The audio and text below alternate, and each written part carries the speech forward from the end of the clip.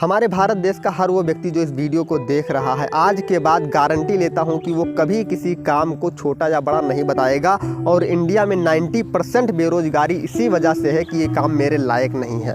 असल में मैं एक लाइन में अगर कहूँ तो छोटे से छोटा काम अगर आप सेवा के भाव से करते हो तो फिर वही छोटा काम एक दिन बहुत बड़े काम में कन्वर्ट हो जाता है और वही छोटी सक्सेस एक दिन बहुत बड़ी सक्सेस का रूप धारण कर लेती है। तो हेलो साथियों, पुनः आपका स्वागत है इस नए वीडियो में।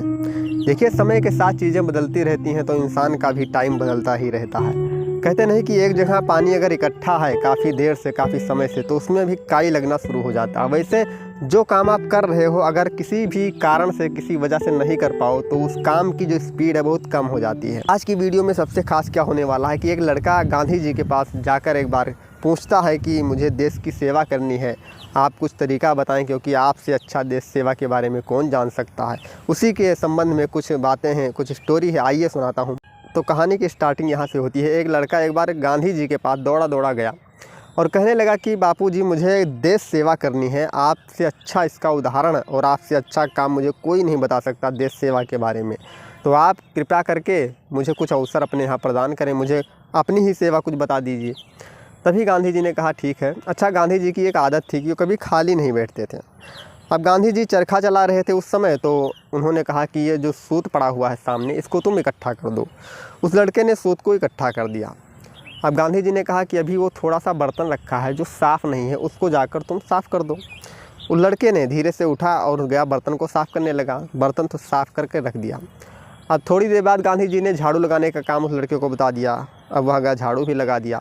इसी तरह छोटा छोटा काम गांधी जी उसको बताते रहे और वो करता रहा। ऐसा करते करते जब कुछ दिन बीता उस लड़के का, तो उसको मतलब रहा नहीं गया। उसने सोचा कि ये छोटा मोटा काम बता रहे हैं मुझे, उसको पसंद नहीं आया और गांधी जी से एक बार कहने लगा कि अब मैं यहाँ पर काम नहीं करूँगा, अब मुझे आज्ञा दीजिए, मैं जा रहा हूँ और बाद में मैं सोच कर आपको बताऊँगा कि क्या करना है क्या नहीं।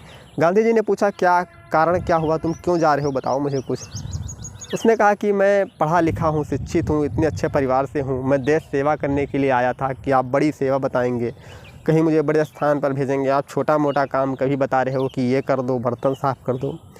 गांधी जी ने कहा कि मैं परीक्षा के तौर पर तुम्हें देखना चाहता था, क्योंकि जिसको देश की सेवा, समाज की सेवा, राष्ट्र की सेवा करनी होती है, वो ये नहीं देखता कि काम छोटा है या बड़ा है, वो हर काम को सेवा के भाव से करता है।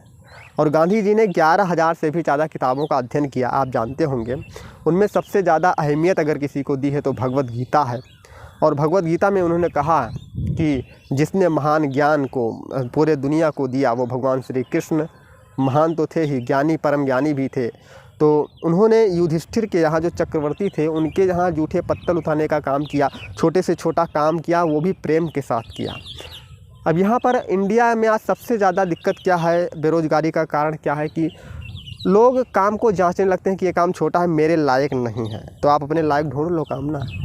देखिए, कोई काम छोटा या बड़ा नहीं होता है, हर काम को अगर हम सेवा के भाव से करते हैं तो वही एक छोटा काम एक दिन बहुत बड़ा काम बन जाता है। एग्जाम्पल के लिए, स्वच्छता पर कोई ध्यान नहीं देता था, लेकिन हमारे प्रधानमंत्री मोदी ने अभी उस पर थोड़ा सा ध्यान दिया तो वो पूरे देश वर्ल्ड का मुद्दा बन गया।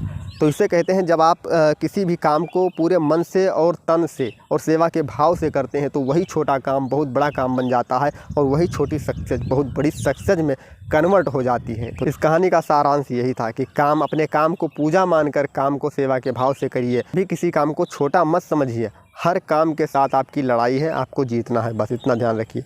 तो नेक्स्ट वीडियो में फिर मिलते हैं आपसे, तब तक के लिए जय हिंद, जय भारत।